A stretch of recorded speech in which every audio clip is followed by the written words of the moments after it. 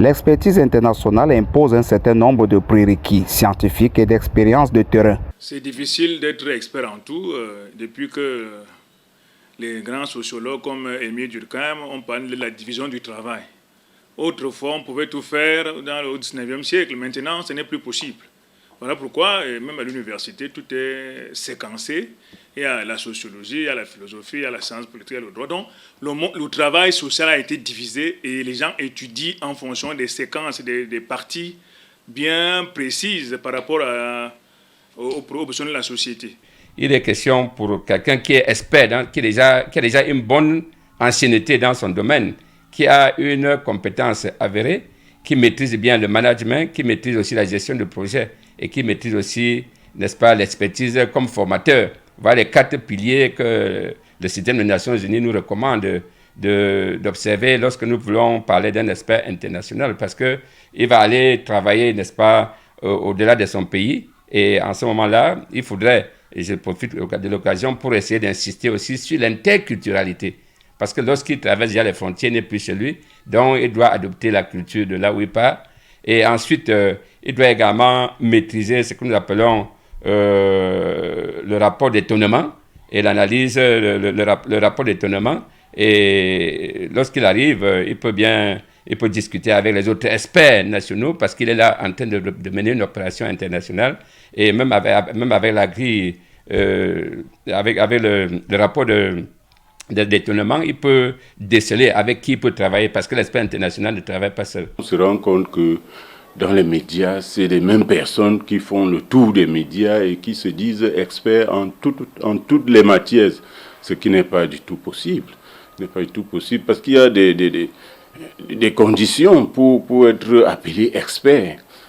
Parce qu'il y a beaucoup de domaines précis dans lesquels on a une formation pointue. Et on doit même, au Cameroun, en justice, on doit prêter serment pour être un expert dans son domaine. Il est question dès lors de faire la différence entre les experts reconnus par leur pairs à l'échelle internationale ou nationale et les tautologues, ces individus qui donnent leurs avis sur tout. Pour cela qu'il y a des spécialisations dans divers domaines, diverses branches, même en matière juridique où nous sommes. On ne peut pas connaître toutes les branches du droit. Le droit est tellement vaste comme le monde, dit que toute partie de ce que nous faisons a son côté juridique. Donc on ne peut pas être expert en tout. Il faut que l'on se spécialise et que l'on maîtrise son domaine. L'apport de ces leaders à la construction des nations doit donc être mieux valorisé. L'expert apporte un plus dans tout ce que le magistrat aura à motiver. Parce que nous avons des experts financiers, des experts comptables, des experts en stomatologie, gynécologie, experts en matière des entreprises en difficulté, on peut les citer. Et comme je le disais tantôt, tout domaine, toute profession a ses experts et tout ce qui a lien avec la justice a ses experts judiciaires dans leur domaine chacun et ils aident la justice à mieux rendre la décision, mais ceux-là sont désignés par le ministre de la Justice. Il y a des experts en avarie maritime parce que le juge n'est pas toujours qualifié pour pouvoir évaluer les préjudices subis par une personne. Lorsque vous faites venir un conteneur, lorsqu'il y a des pertes, c'est les experts en avarie qui s'en vont évaluer le préjudice subi et donnent une valeur certaine qui permet au juge de rendre sa décision sans plus avoir de difficultés.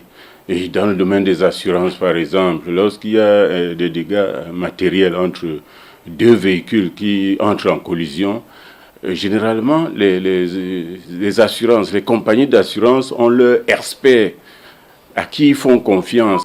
Le Cameroun a ainsi grand besoin d'experts de qualité pour assurer un développement structuré. Quand je prends mon cas, je suis d'abord expert judiciaire, c'est-à-dire que j'ai longtemps travaillé dans des missions au niveau du Cameroun. Et maintenant, quand je me suis formé, je peux traverser les frontières pour aller exercer ce métier pas plus au national, mais à l'international.